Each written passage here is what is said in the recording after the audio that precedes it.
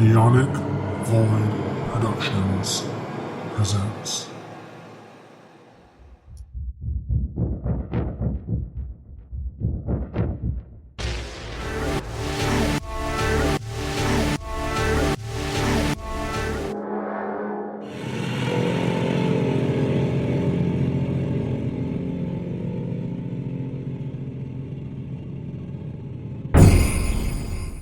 When I'm dead. Now, on that note, hi, welcome to Spookocalypse, where we do all things ooky, spooky, and extra kooky. I am one of your hosts, Zio, and today is Boys Night. Boo, boo, boo, boo. I have Bunyip and Mad Chairman here with me. It's Boys Night. Dab Welcome to into the void. Gentleman's Evening. Dab into the void. Quite. Oh, we are continuing on the Shudder. I decided to call it Shudderween because I couldn't think of anything else. Shudderween. This is the second week of Shudderween. And the movie we're doing is, let's do housekeeping first. Mad Chairman, take it away. If you like this podcast, you can crap. No, I lost it. You ruined it. I ruined it. Oh, yes, God. you ruined it. If you like this podcast, please go in the description below and click on the link that will take you to the link tree to where you can follow all the other podcasts, Neonic Void Productions, as well as this one. The YouTube will be in there as well. So if you want to go follow us on YouTube, hi, how are you? Welcome. All the podcasts come up on there as well. If you want to follow us on Twitter, because I'm not fucking calling it by that shitty ass name, follow us on follow us at Spook. It's SPOOKOCLYPSE. And that was probably the best fucking housekeeping I've ever did in my goddamn life. Yeah. So good. Housekeeper mints are on the pillow. Housekeeper would be proud. And today's flavor mint is revenge. I don't know. Lake water. Lake water. That's correct. Mm-hmm. Lake water works. So today, again, we're continuing on with Shudderween, where the first 3 weeks of October we're going to be doing Shudder films. Last week we did Candisha. Was it Candisha? Yeah, it was Candisha last week. Mm-hmm. And this week we are doing a new release that shuddered throughout to the world on October 6th last week. Mm-hmm. So we are doing VHS 85. Yep. Now we did do a VHS film last year. That was VHS 94? Yeah, 94. 94. But we did not get to do 99 last year. But trust, 99 will be coming soon. Within the next few months here and there. Also, did you know that they released a film based off one of the shorts in one of the VHS series, Kids versus Aliens? Are you? That's funny. I remember which one. Yeah. Yeah, because it was from the VHS 2, where they had the slumber party alien abduction, Mm-hmm. and they decided to make a whole movie based off that, and that is the second spin-off film that they did of VHS. The first one being Siren,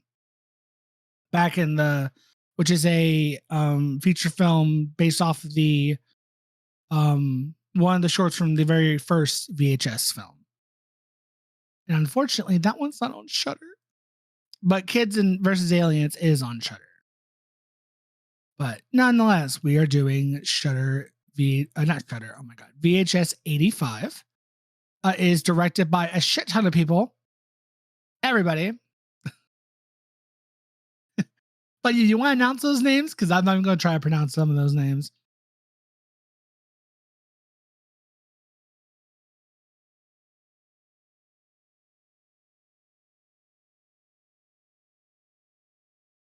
Hello? What is it? Did you not hear me? I didn't. Wow. Rude and disrespectful. What did you need me to do something? Yeah, I'm like, Bunyip, what are the directors' names? Oh, we've got David Bruckner, Scott Uh-huh. Derrickson, Uh-huh. Gigi Saw Guerrero, Natasha Kermani, and Mike Uh-huh. B. Nelson. Period. Because I wasn't going to try to pronounce some of those last names. When you said names, I was like, we're not at that story yet. But then it's like, no, we're going into the I, stuff that's not in English or necessarily. yeah. And yeah. So those are the directors of the films. There are several short. There's of course like a typical VHS film. There's an overall story, and there's a bunch of little shorts in between throughout the main story of this VHS film. Of course, this film takes place in the year 1985 or roundabouts. The studios behind this film, of course, are Bloody Disgusting, Studio 71, Spookocalypse Productions. It was released to Fantastic Fest September 22nd, 2023. And of course, it was released on Shudder on October 6th, 2023. So if you have Shudder, go watch it. It's really good. And of course, this movie is about 111 minutes, so a little under 2 hours, which is kind of long for a VHS film, honestly. So I was excited. And It didn't feel that long. It really didn't. It was well paced. Yeah. Especially with these shorts. 'Cause some of these shorts in here are some of the best in the franchise, in my personal opinion, especially two of them. Oh, so good. We're gonna get into it. But yeah, so those are all the production notes of VHS 85. And this is the sixth entry in the VHS franchise. Damn, it's hard to believe. The franchise is already 10 years old because the franchise started back in 2012. So it's been going on for 10 years. God, I want to one day do a short for VHS. Oh, that'd be so great. Ugh, a dream. Anyway, so let us begin on VHS 85. Yeah. So the way we're doing this is basically how the movie does it, and essentially the way that this movie is set up is that it is a single tape with a documentary, with the shorts taking place over the various parts of the documentary. So we're going to basically switch back and forth between who's explaining which short. And it starts off with the opening of the documentary, talking about a team of scientists at a university that discovered a shape-shifting creature thing, and they decided to name it Rory.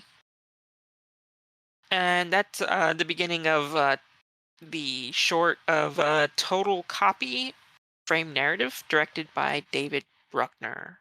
I don't know if you talked about that before. What, The the directors? directors, yeah. Yes. Okay, sorry. No, you're fine. Yeah. No, it's perfectly fine to say like the short and then who directed it so everyone can kind of put two and two together on what's what. That's pretty much the first one. That's part of the overall story that's going throughout this film. The first short we get into is called No Wake, written and directed by Mike B. Nelson. Oh, let me tell you. This one, I was shooketh on how just abrupt shit went south for these seven friends. Shit went south so quick. So good. So the short follows the adventures, if you can call them that, of these seven friends. Rob, Anna, who's Rob's sister, Jared, Anna's Kelly. boyfriend? Yeah. Jared's Anna's boyfriend, Drew. I can't remember if it was Drew or Jared. Oh, 1, 2, 3, 4, 5, 6. I think it's Jared. You're supposed Who's to be not named? 7 people. Yeah. I think Anna's Rob, boyfriend is not named. Rob, Anna, Jared, Drew, Robin, Kevin, Kelly. That's all 7 people. Okay, sorry. So I think it's Jared that's Anna's boyfriend. Okay. Because those are the two that, yeah. Yeah. So, Yeah, you're right. and You're Rob right, is the one recording this whole short from his camera as they're going on a trip in their RV to camp out at this lake. They ignore the warning signs that visitors had told them about swimming in said lake. And they find like an old sign that says camp. And they're like, Eva. It's like dusty, and they're trying to like brush off the letters, and it's basically Camp Evil. And I'm like, oh wow. Is that a reference to Crystal Lake? Or Lake Evil? Sorry, Lake Evil. And I'm like, oh, is that Crystal Lake? Okay, I see what they're kind of going with here. All right. It also I'll says no swimming and also no wake. Yeah. Yeah. But you know what they did? They went to go swimming. So Of Rob, course. of course they did, like dumb kids. So we got Rob, Drew, Robin, Kevin, and Kelly go on a boat on the water. And they're, of course, swimming, all that fun shit. While Anna and Jared stay behind, and they do what young adults do in horror films in a tent. Use your imagination. Let me tell you, I was not fucking ready. I was like, okay, there's gonna be someone popping out of the water, or there's gonna be like a shark movie or some monster film, something. Nah. VHS is like, nah, fuck those expectations. You're gonna be shook. And I was. And I fucking was. So while they were water skiing, swimming, doing all sorts of shit in the water and on the boat, they all started getting shot by a sniper. And let me tell you, I like how it's done too. Like they're just doing the water skiing, and she just falls over. The girl, she just falls over. You're not even thinking. Yeah. Honestly, anything. You hear gunshots in the distance, and like no one seems to notice it. And I'm like, wait, what's happening? And then you hear like another gunshot that sounds closer. I'm like, what was that? And then she's just face down in the water. Yeah. It's so good. And I was like, the fuck? I wasn't expecting a sniper situation. And I think it was Kelly. Yeah. That got fucked up the most. She, as the panic was ensuing and people were dropping like flies, Kelly, who's the redhead, she gets shot in the jaw. And I was watching this with my boyfriend and his best friend. And I was just like, ugh. It was so gross. It was so gross. Poor Kelly. If I'm not mistaken, I want to say that she got shot through the back of the neck and through like her mouth. Yeah. And the jaw kind of, Yeah. And I'm like, ugh, it's gross. Yeah, so that was everyone, graphic. Oh, it was graphic. Then people, I think there were down to maybe 1 or 2 left. 2 of the guys, one got shot in the head and one got shot in the chest multiple times. And then they're all just laying there dead.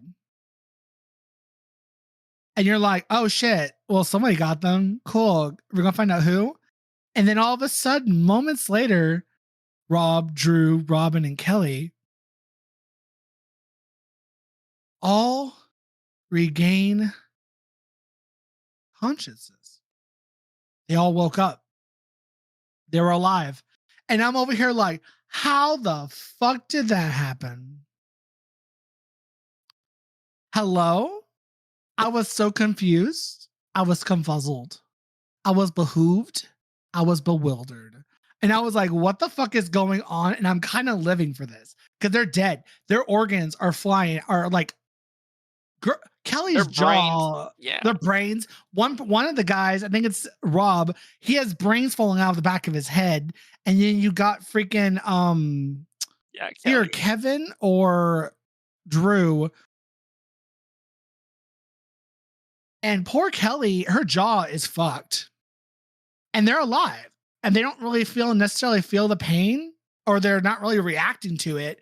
But they're just like, oh shit, what the fuck? So they get back and they find that Jared and Anna or dead in their tent, but they're not alive.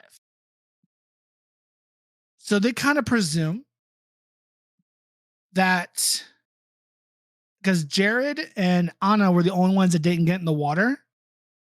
So they kind of put 2 and 2 together that the water gave them the ability to come back to life after being killed. Mhm. And since they're the only ones that actually went in the water, only they came back. And then they decide to enact their revenge, or they want to enact their revenge on the person who did it. And they saw the license plate of the truck the person was driving. And I'm like, oh, They're are they like, gonna? we're Oh, gonna get them back just like they got us back. oh, We're not gonna kill them. no. Mm-mm. And then yeah. So it ends with them talking about getting revenge on the person that did this to them, and they got the license plate. And they're like, can we track the license plate? And they're like, yeah. She's like, and one of the girls, I think it was Robin, she's like, let's get our fucking revenge. This is some bullshit.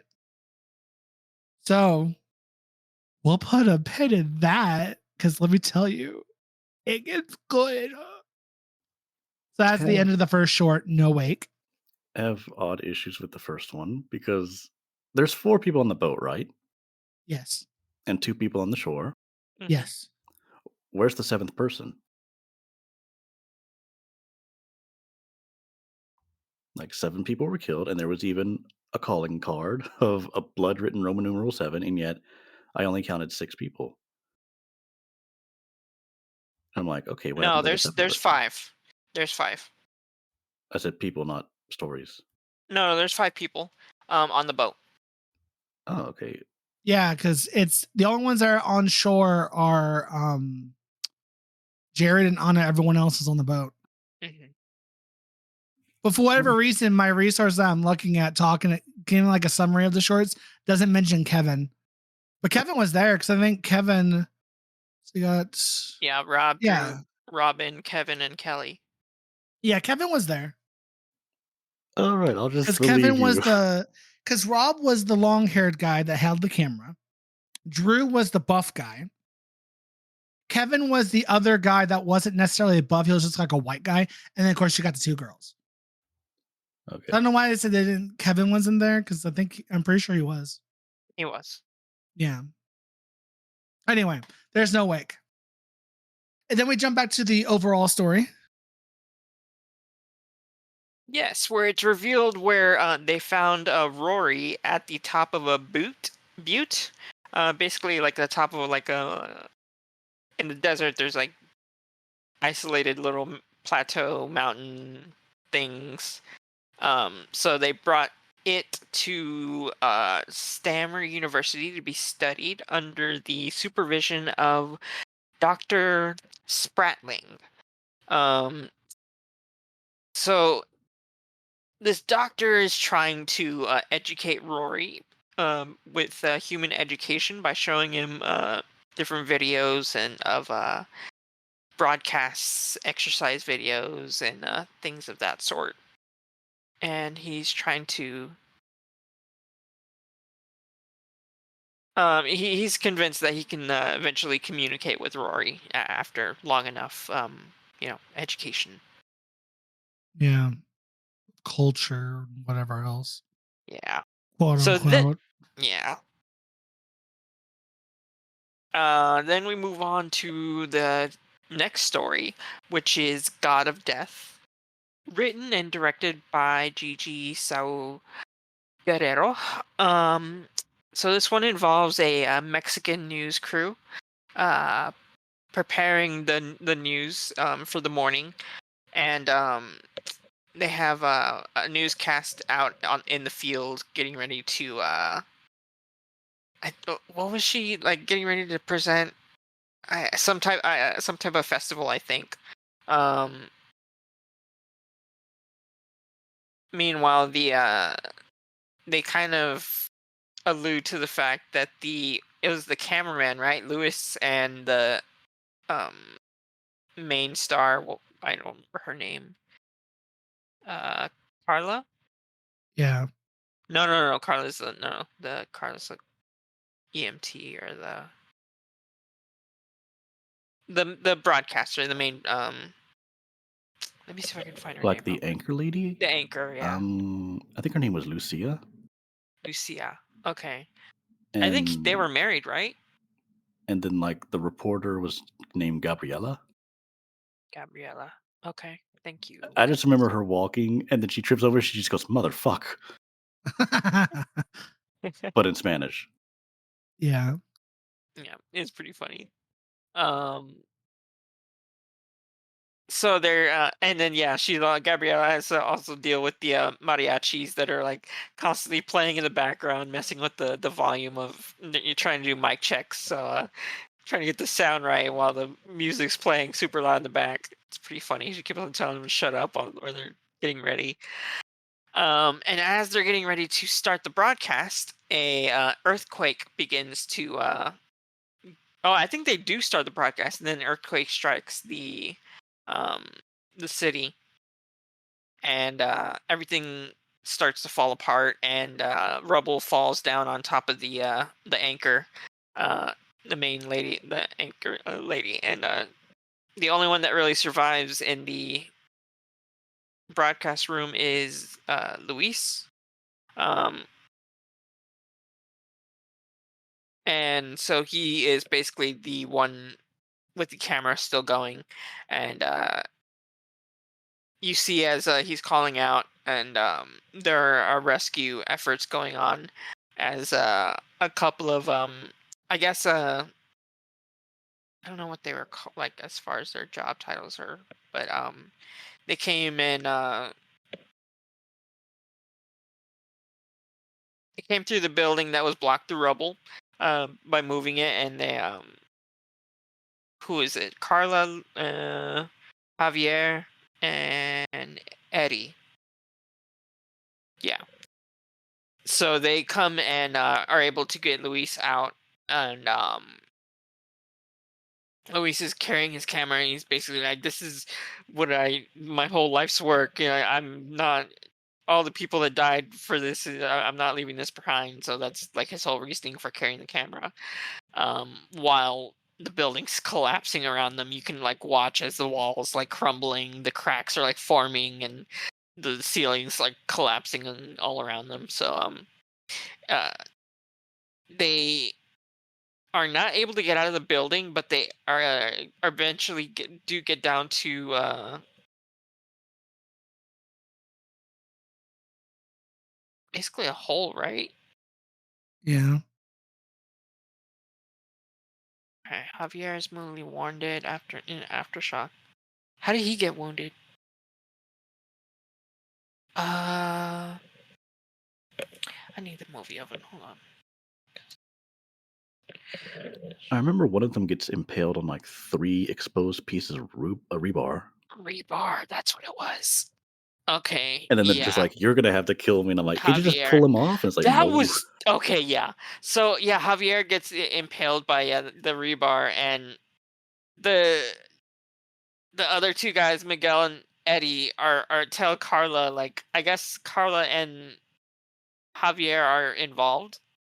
I don't know how Mhm. that's. I don't remember how that's conveyed, but I know that that's kind of. And he's like, you have to be the one. You have to be the one that kills to stop his misery. And so they hand her the crowbar, and so she takes the crowbar and ends him. Yeah. So they basically immediately move on after that. They're like, all right, you killed your loved one. Move on to the next. We have to keep moving. And so they're making their way through like a crawl space that they found in the room, um, while the room is still kind of collapsing. And when they get in there, they find that the room is full of paintings, and the wall is made of skulls. And there appears to be a statue of an ancient Aztec god named Mictlan. Um, and Eddie is basically standing before the statue as he starts to shake and gets possessed by Mictlan. And he basically goes and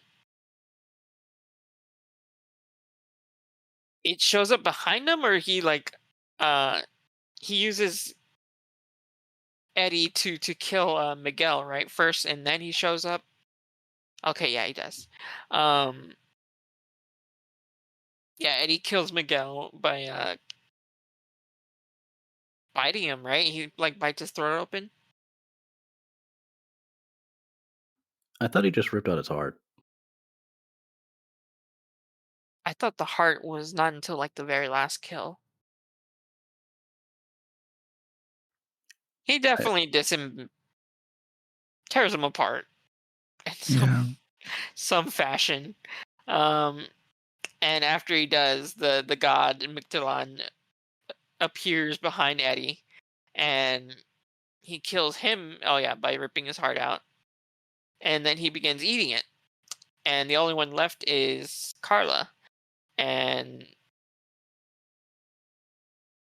I guess she also succumbs to the god's influence and ends up killing Luis by punching it into his chest and taking his heart out.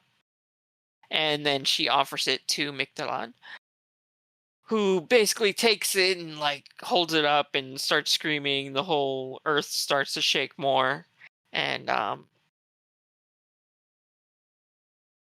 they return to Gabriella, who is the only one who I guess survived, since she was out in the field, and they open on her saying that on September 19th, approximately 7:20, there will be a day to remember for all the people that died. And that's basically the end of God of Death.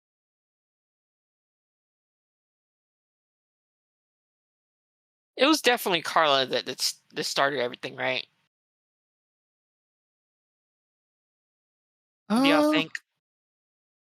I feel like that's kind of my theory, that she had to like kill her loved one on purpose, like as part of the whole. that's Because yeah, wasn't she wearing something whenever that she turned around, like at the very end, that kind of indicated? You didn't yeah. really get that, no? I But yep, mean, or is that just me? maybe she orchestrated everything. I'm not sure. It almost seems like she did at the ending, but I wasn't exactly clear if it was like, oh, this was all my plan from the beginning. Mm-hmm.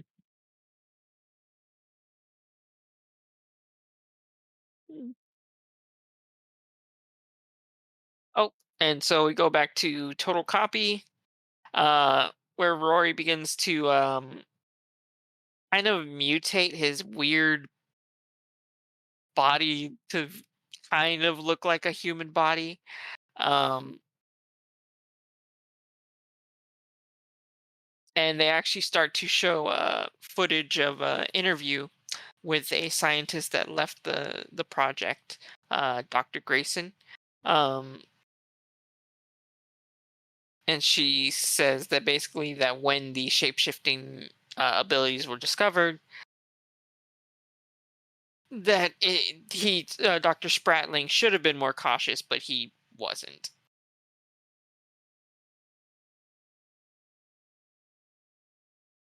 true.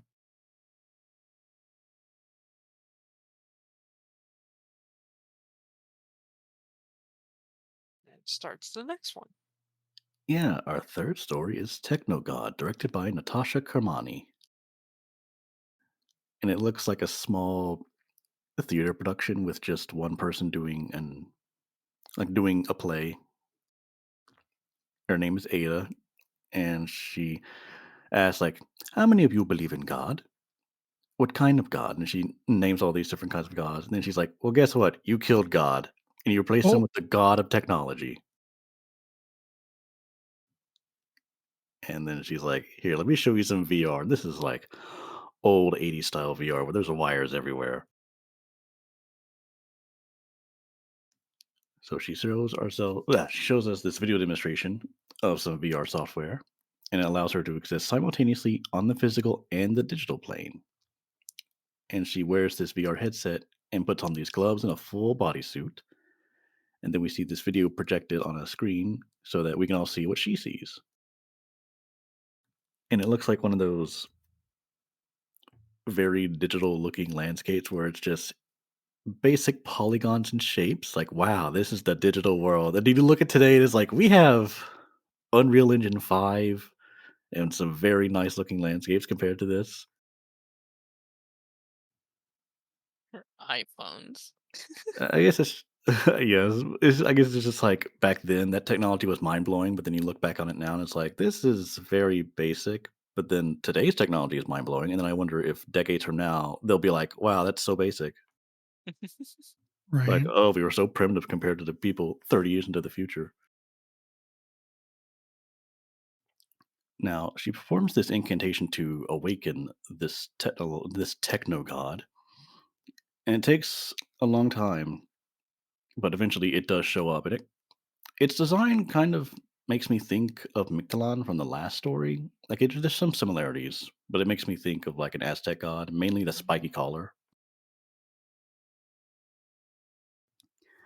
And then Ada tries to remove this headset, but she can't do anything. Like, she can't take it off. And then suddenly, the entity on screen is attacking her, and her injuries in the virtual world are starting to affect her in real life.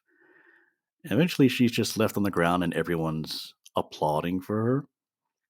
And you know what? I was kind of convinced, and there was parts where I was like, "Is this part of the play, or is this Right. really happening?" Same. Until the cameraman removes the visor from the helmet, I was like, "Oh, her brain is all exposed, and her eyes are wide open because the facial tissue merged with the helmet." Yeah. She did. I think it was trying to explain more like we relied way too much on technology and less on our religious beliefs or Mm. things in the real world, at least. And that like we are worshiping this new digital god, but it clearly doesn't care about us. Yeah. This one I felt like was kind of a jab towards like the Black Mirror series. You don't feel like A little bit. they said something towards the fact like that they said the words specifically Black Mirror, and that it was like a way to something about the soul. I don't know, like her weird thing, but I think it was funny the whole iPhones thing when they were explaining the demonstration of the guy. And then yeah, he did explain, "Oh yeah, whatever happens to me in the virtual world happens to me in real life." Oh my god, I forgot about that interspersed segment of like I put on my iPhones, which is just the headset. Mhm. My iPhones. And then I, for some reason, I immediately thought like, oh, is this gonna eventually lead to him figuring out that you can use porn in VR? Oh Like you're gonna simulate all sorts of realities for yourself? my god. Not the porn. Porn drives so much innovation. You have no idea. It Really does. does. It does. Because I think like I don't know if '80s was the first time virtual reality as a concept was introduced, but I think back in 2000 it was like let's bring it back again, and we're like it's not going to anywhere. And then like 2010, VR became popular again, and it was still sort of like we're not sure where to go with this. But I think now we're like, oh yeah, VR is definitely the future, or at least very close to it. Yeah. Anyways, you know who else is horny? Rory. Because he grows a spike with a tentacle. I hate you. I hate it here. And they God. call it the feeler. Not the feeler. The feeler. Not the feeler. Not this buffoon. God have mercy on our souls. So from there, we go into a short called Ambrosia. Ambrosia. Ambrosia. Yeah. Directed by, of course, Mike P. Nelson. This one again. Chef's Shooketh. kiss. Shooketh. Yes. I was behooved. Chef's kiss. As Mad Chairman just said, mwah, so good. Ooh, I love Auntie. She's crazy. Love her. Anyway, so this short follows a teenager named Ruth, and she's shown it's a recording of her being with her family, right? And her mother asked her to go out and bring more potato salad to the party. And at this party, her cousins, her aunts, uncles, her whole fucking family is there, right? So her cousin James, who she does call a loser, takes the camera and records the whole thing. While outside, a little boy, Adam, shoots Ruth with a water gun. This teenage girl with a water gun. She gets angry and asks Adam, "Where'd you get this water gun?" And he tells her that he got it from a lady in an RV. And then an RV is seen speeding off in the distance. Can you guess? Take a guess, y'all. Take a guess on what the RV, who owns the RV. Take a guess. I'm sure you won't. Take a guess. Yeah, if it's what you're thinking, it most certainly is. Also, that little squirt gun was shown in the first Yep. story, and I think they had it filled with scotch. Yeah. So, like, give me they a squirt. did. They So you're did. probably operating on that same logic. Like maybe it's filled with the same stuff. What is it? So later that day, the party is over and only a handful of family members are left. They stay behind to celebrate an old family tradition that they have. Ruth makes a whole fucking speech to her family about how proud she is to be part of this tradition, saying that while others celebrate milestones, she celebrates this family celebrates the milestones by taking the lives of 7 people. She explains in more detail, instead of sharing photos or of the 7 murders or bursting out the slide projector, quote unquote, Busting out the slide projector. She instead shares a video recording of said incident. And the recording she plays reveals Ruth, was the one responsible for killing the 7 people in the first short, No Wake. And by this point, I wasn't ready. I was like, oh no, they didn't do this. No, Mike P. Nelson, you're not a genius. No. Yeah. And I was like, you know what? Yes, you are. You're a fucking genius. This shit is gold. This is some of the best VHS shorts. I was living. I was so happy the rest of the night. These 2 shorts made my fucking day.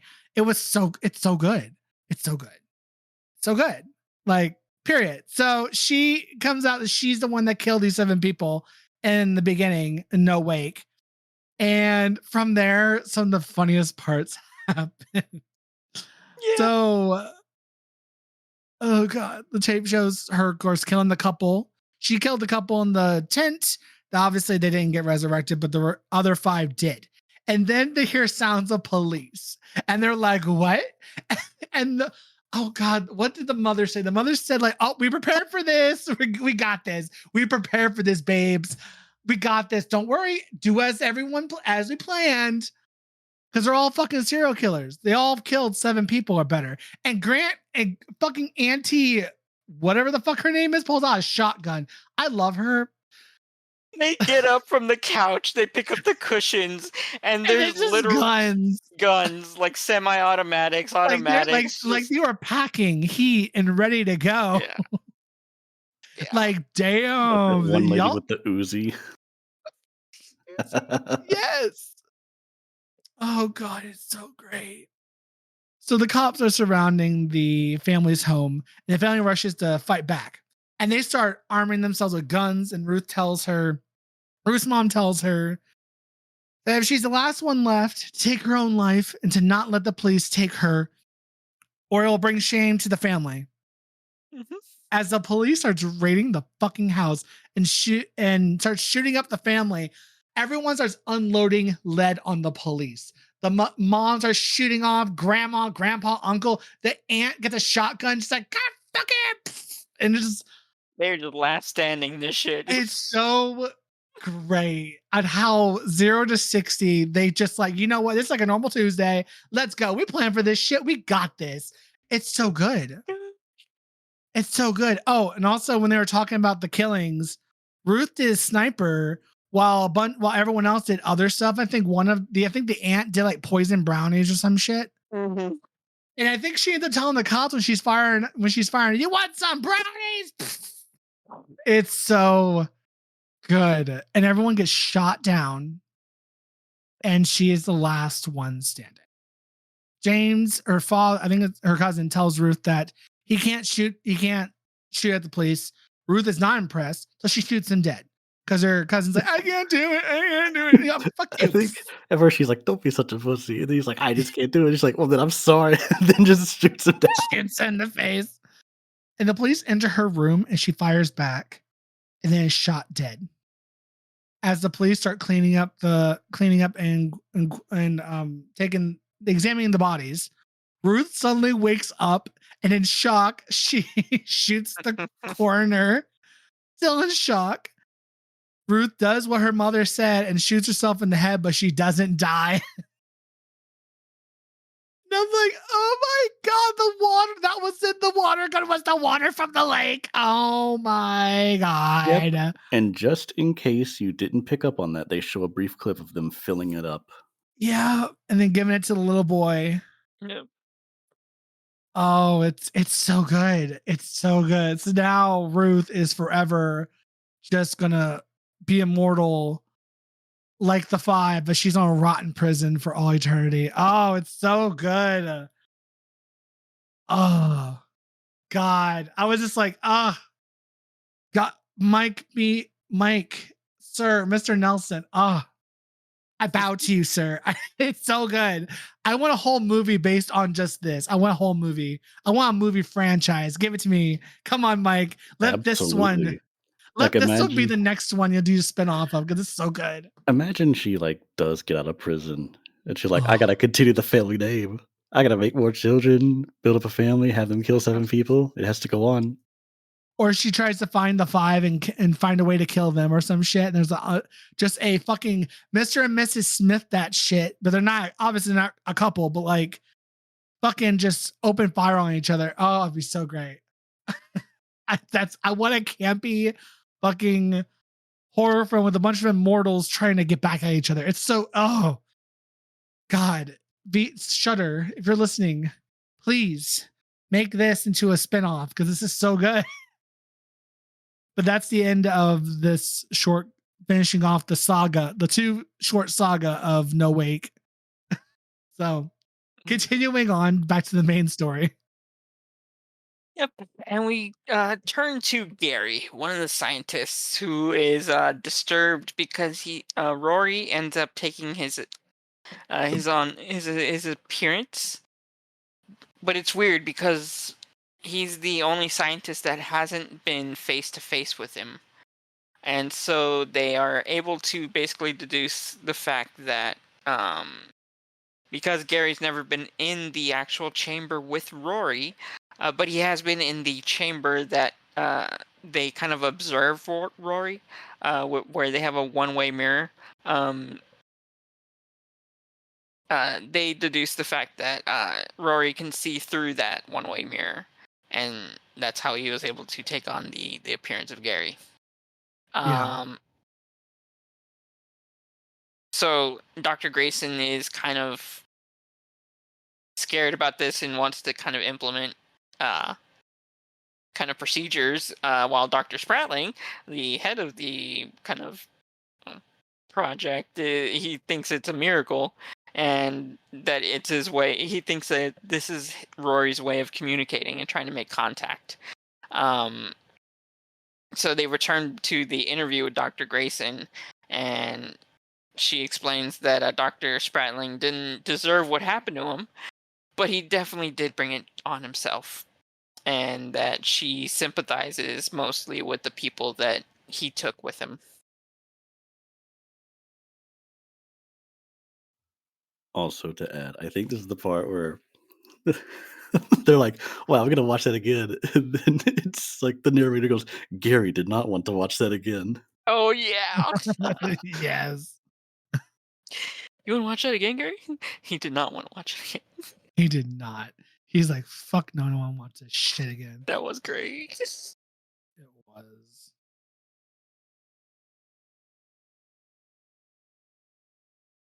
Well, that brings us to our final story, Mhm. Dream Kill, directed by Scott Derrickson.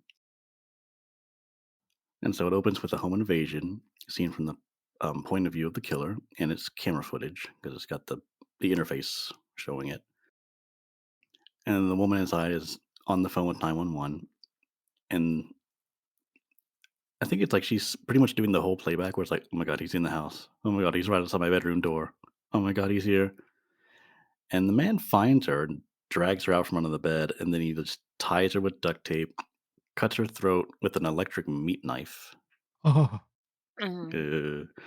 and then he finally slices her eyes open with a razor, like one of those old timey folding razors. Like just imagining a sharp object going on in your eye it gives you a visceral gut reaction. Mhm. And then the police arrive at the house, and our lead detective, Detective Wayne, is like, "Yo, Bobby, look at this. This looks very similar to this tape that I received a week ago. Uh, I was like, about a week ago, at least." He's like, "Yep, same exact position, same exact blood splatters, just everything." So basically, the lead detective has been receiving tapes showing these murders, and then the call that they got for this murder was just a few hours ago. So then you're like, well, how did this tape happen? Like, time wise, this doesn't make any sense.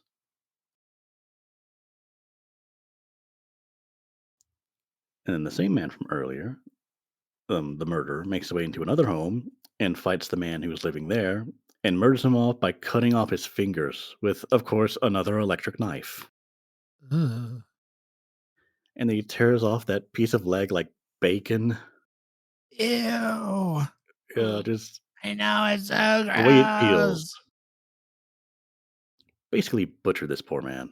Yeah, Mhm. he gets butchered. And the police show up at that home. And again, Wayne explains to Bobby, like, I've seen this footage, and this was from a tape I received just a few days ago. And yet this murder was reported merely hours ago. So what happened? Like, how is this possible? And then they're like, they realize that it's coming from a certain mailbox.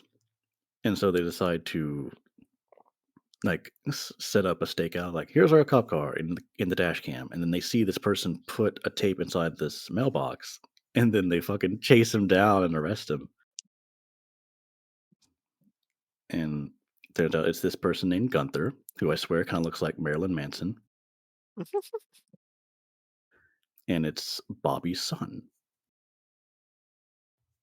And they're asking Gunther about the tapes, and he explains like he sees these murders in his dreams, and that the dreams are being manifested into the videotapes. Okay, I never got that at first because I was like, how did the tapes exist? Because he says he finds them in the house, Mhm.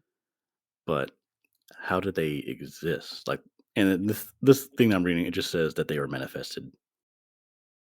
I'm like, okay, I guess that clears that up. Right? But it's so bizarre. But during the interrogation, Bobby is sort of like trying to shut down Gunther. Like, it's like, don't give me that shit, boy. And that's when I'm starting to suspect that, like, okay, maybe Gunther's not the murderer. Maybe it's somebody else. Because Gunther just witnesses these things, but he can't do anything about them. He's just trying to warn the police. Yeah. But then during it's like, I don't believe it. And Bobby's like, Wayne, I gotta talk to you. And he's like, okay, he's got a point. My son has this psychic gift. He has prophetic visions. My whole family has this. My sister took her own life after being driven crazy from seeing those visions. And Gunther's cousin Gwen had the same psychic powers when her brother was taken from her. And then the final tape is shown that reveals a third murder, with the victim being dismembered and decapitated, like it's already been dealt with. And then Bobby and Wayne recognize the home, and they're like, well, let's go ahead and go investigate before it happens. And I think they figured out the home because the camera catches the number of the house. Yeah. So it's like, okay, we have an address to work off of. When they get to the home, Wayne confronts Bobby about having known connections to his murders. Because Wayne did some investigating. And he goes, the women murdered in this tape, the first tape and the last tape, have both accused you of sexual assault and stalking. And the second man, and the man in the second tape was the attorney representing those women. And we also found out that Bobby had to turn in his badge after the women had accused him of sexual assault and stalking. So Wayne is pretty much just fingering Bobby as the murderer. Well, Dun, dun, dun. Bobby just straight up shoots him unexpectedly. Like, damn. Yep. And then Bobby makes his way into the house where they were to commit the murder from Gunther's dream. And then while at the police station, Gunther is looking into the camera that's filming him, and he learns that it's playing back his dream. And then Bobby arrives back at the station and finds Gunther. Gunther realizes Bobby's the one that's been killing people, and he has this prophetic vision of like, I know how this is going to go down. You're not going to kill me. And then Bobby tries to kill his own son, but then he's attacked by all the police officers in the station. Yeah. But then he's killed by Gunther. Which ends that story. But I thought this was like a whirlwind of adventure. Just the concept of mysterious tapes that are about future murders, but how is this possible if we're recording them? Plus, what I like about the VHS series entirely, this is an early review before we're even getting to the review part. Just every video perspective that we see is from an actual camera. Like instead of it being like, oh, this is a camera that's used to record the scene for the audience, it's like if there's a camera being held by someone in the scene, you're looking through it. Yeah. But in Dreamkill, like the prophetic visions are being done from a camera that no one gets to wield. Like you see the camera in the interrogation room where that's looking directly at Gunther, and the one that's looking through the one-way mirror, and then the security cam that's like looking at both rooms. But then the prophetic visions one, it's like, yeah, there's a POV of someone holding a camera, but I don't think Bobby himself records any of his murders. It's just this is what it looks like. Yeah. Yeah, even at the very end, whenever Bobby's having his last stand in the hallway, you don't like there's somebody taking video of Bobby doing this, but you don't see who it is. Yep. And like cameras at higher angles are usually from like, oh, this is from a security cam, and you see footage that'll be like cam 02 or something like that. But as we see Bobby get killed by his own son from behind, it's like, okay, then who's recording that? Is that from the prophetic vision? Like, are we actually seeing the vision, or is this truly happening right now? Dun, dun, dun. Trippy. So I'm like, damn. But yeah, this leads us to the final part of the film. Yep. And the ending of the documentary of Rory. And so basically what's going on is that Rory is being unresponsive. He's no longer, I guess, shape-shifting or whatever. And so Dr. Spratling decides that this means that he's sick. And so Dr. Grayson disagrees with him and says that if Rory's is as intelligent as Dr. Spratling says, that it could be trying to manipulate him. And so he's trying to force her to go and administer medicine, and so she decides to just leave.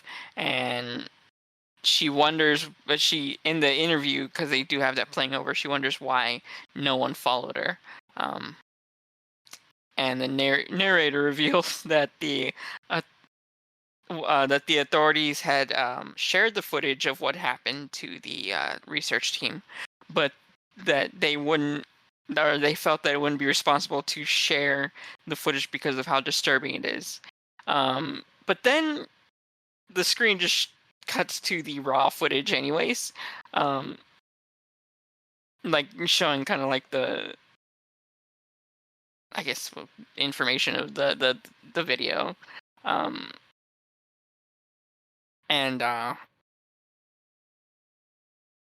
so they show that what is his name, Dr. Spratling convinces Gary to go in to Rory's room and give him an adrenaline shot. Yeah. So as he's like doing that, he is in the room with Rory, and Rory's feeler comes out and wraps around Dr. Gary's arm. And while that's happening, he's kind of like freaking out. He's like, "What am I supposed to do? This doesn't like." He's like, "It doesn't hurt, does it?" He's like, "No, but it doesn't feel good." And so Dr. Porter comes in, and they're trying to get Gary out of the room, but Dr. Spratling is like, "No, he's fine. He's fine. He'll be fine." And Rory sprouts another feeler, and basically begins pulling at his leg, right? At Gary's leg, and starts pulling to the point where it pulls it off. Does he pull it off, or I don't tear it? remember if that happens, but I think they're trying to drag him out of the room. Also, I like how feeler is in quotations. Oh no, that you're right. So they go to try to open the door. They go around to get him out of there, and it's trying to pull on him, and they're pulling on Dr. Gary, and that's when it kind of like pulls him, and like, oh, they pull his leg, and then they're like, what are we gonna do? And Dr. Spratling's like, just fuck it, let him go, and they just let him go, and then you can hear Dr. Gary getting like, putting the crunching, and Yeah. Ugh. Crunch, munch. So yeah, I guess Rory was hungry. Anyways, so Rory then moves on to Dr. Porter and grabs her and pulls her into the room. And Dr. Spratling is basically like, "Oh shit, we gotta run!" And so they start to run, but down the hallway. But because Dr. Spratling's hand is covered in blood from Dr. Gary, the hand scanner to open the door to open the exit won't work. It won't read his handprint. So Rory's one of his feelers extends all the way down the hallway, like a couple like turns, and kills the cameraman, and then moves on to Dr. Spratling, who tries to like plead with it, and nope, it kills him. So the feeler grabs the cameraman's corpse and drives him back to the room, where it's assumed an alien form, and it's using the dead corpses that are left to mimic the exercise videos that were being shown to him on the television. And that's the end of the VHS 85. Yup. And the coolest end credit song is playing. What song is that? Doppelganger. It's performed by Bathed in Blood. It sounds very 80s and very spooky. And it basically just talks about what we just saw.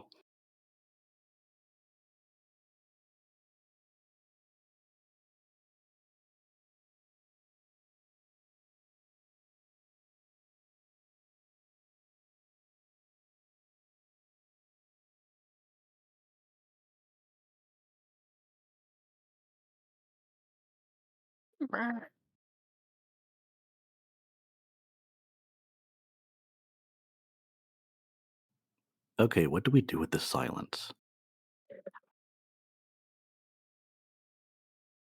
Sorry, I'm like deep in thought at the moment. It's Nobby. So I mean, there was really no symbolism. There's connections made from the shorts, from two of them at least. Mm. There's kind of an overarching theme of like Right. new technology and how people react to it. Like Yeah. the first story is just like we're shooting a home video of our vacation, and it goes wrong. The second one is like this person is very reliant on their camera. Like this is my life. I'm not letting this go. The third one is warning about the dangers of technology and like you're all worshiping a technological god here, and it bites her in the ass as she demonstrates it. And the fourth one is sort of like I just remember the comment like, "Wow, everyone's using video cameras these days." It's like, yeah, it's emerging technology. And then the fifth one is like prophetic vision shown through camera. So it kind of feels like because the 80s was a time in which computers and technology were really getting a boom, Mm-hmm. like very popular and pervasive. So it might be a slight warning about technology because we're at that age of human history where tech is maybe getting a little too big Yeah. and we don't know how to handle it. I mean, yeah, possibly. I could see that. Yeah, you're right. Mhm. Teehee. Well, I think last time we reviewed each story individually and then either we averaged those up or then we looked at the whole video as a whole. I don't remember exactly how we did that. I don't remember either. I think we should just do it as a whole. Yeah, Just save us the trouble. Save us the trouble. I think we should. Yeah, and then just say which one was our favorite. Like, Yeah, which one's Okay. yeah, which one was our favorite? So we'll go down the line. So that will be Bunyip first. Okay. I'd like to give it a 4.5 for the whole thing. Yeah. I think we already talked about why we like it. And Mhm. Dream Kill is definitely my favorite just because of the concept. I also really like the first and fourth. 2 and 3 feel weaker by comparison for the like compared to the others, but I don't think they're bad. I think they're pretty good.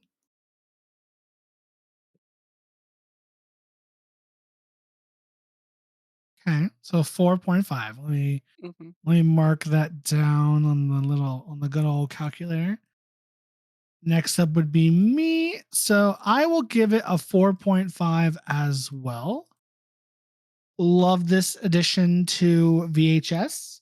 My favorite short or shorts is the overarching story in 1 and 4. So good. Some of the best in VHS, in the franchise, period. I want this to be made into its own spin-off series film, period. Um, 2 and 5 was good. 5 kind of fit. 2 and 3 could it easily fit with the one with I think that was 1994 with Ratma. Mhm. I think the the god of death could have fit really well with Ratma. And the Techno God. Yeah. And Ooh, even the Techno God, I think those would have done better in the 94 like all one. tie them together with strange Yeah. deities. Mhm. Yeah. I think those two would have done better in 94 and kind of switched the shorts around a little bit. Because in comparison to 1, 4, and 5, 2 and 3 kind of not bad by any means, as Bunyip stated. They kind of just don't stand up to 1 and The 4, others. Yeah. especially. Yeah. Definitely. Especially. And then the brutality of 5. Because 5 was brutal. I'm sorry. The scenes with cutting up the flesh, that was brutal. Definitely, especially that razor to the eye. Yes. I was just in the living room of my boyfriend's house and I'm just like, that's so Just gross. I seeing can't look away. just seeing that slight amount of fluid spill out. That's so It was like, gross. oh, So gross. So good. But yeah, 4.5.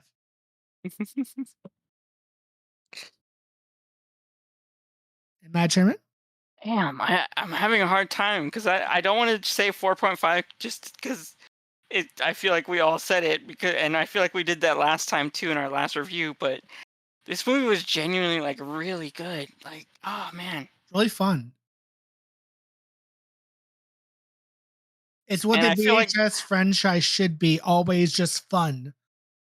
okay, yeah, I have to give it a 4.5, and I'll preface it with the fact that I'm not gonna give it a perfect score because yes, the Techno God and the God of Death, they were good, but definitely not as good as all the other ones.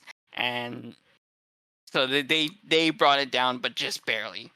That half point. And I can't give it a 4 because that's just too low. This whole movie is great. And so if I had to say my absolute favorite one, it had to be the overall arching documentary of Rory, the Total Copy.